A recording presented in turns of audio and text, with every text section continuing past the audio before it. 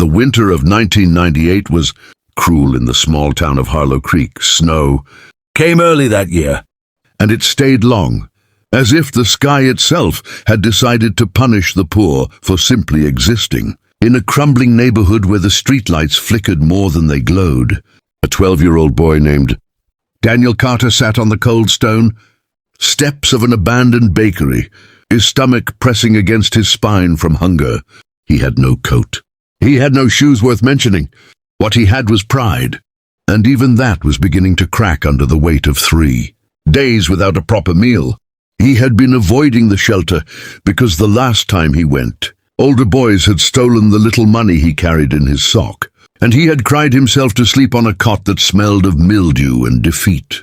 So he sat outside instead, watching the world move past him like a river that had no interest in the stones it flowed over. It was then that he heard the wheels. A girl of about 11 came rolling down the sidewalk in a wheelchair, her dark braids bouncing with each crack in the pavement.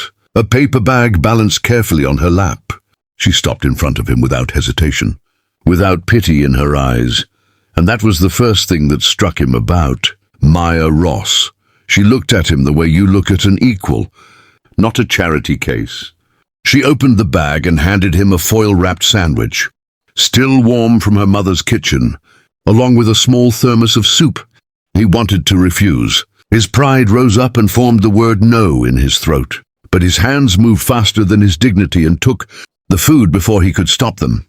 He ate without speaking, and she sat beside him without asking for anything in return, humming softly to herself, watching the snow begin to fall again. When he finally looked at her legs, thin and still beneath the blanket draped over them, he asked what happened. She told him matter-of-factly, the way only children can discuss tragedy, that she had been born with a condition that made her spine curve and her nerves misfire, and that doctors said there was a surgery that might help, but it cost more money than her mother made in 3 years. Daniel looked at his empty hands. He looked at her quiet face, and something in him, some fierce, irrational, burning thing, made him speak words he had no business making promises about. He said, "When I'm rich, I'll fix your legs." She laughed, not unkindly. She said, "Okay, Daniel," as if she believed him completely, as if it were already done. They became friends that winter, meeting on those same steps most afternoons, Maya bringing food and Daniel bringing stories he invented to make her laugh. When spring came and his uncle finally sent bus money to bring him to the city, he left without being able to find her to say goodbye. He carried her face with him like a photograph. 23 years passed the way hard years do, fast and slow at once. Daniel built himself from nothing, working double shifts, studying nights, failing twice and starting 3 times, until his small logistics company became something real, then something substantial, then something that made other businessmen want to shake his hand at conferences. He had a life, he had success, and he had never, not once, forgotten a girl in a wheelchair who fed a hungry boy without making him feel small. It took him 4 months to find her.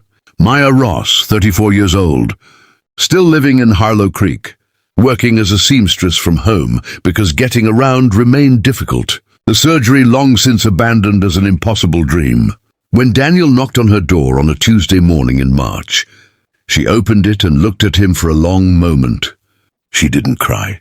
She tilted her head slightly and said, "You got rich." He said, "I told you I would." He had already spoken to 3 specialists. He had already arranged consultations at a hospital in Boston. He had already set aside more than enough.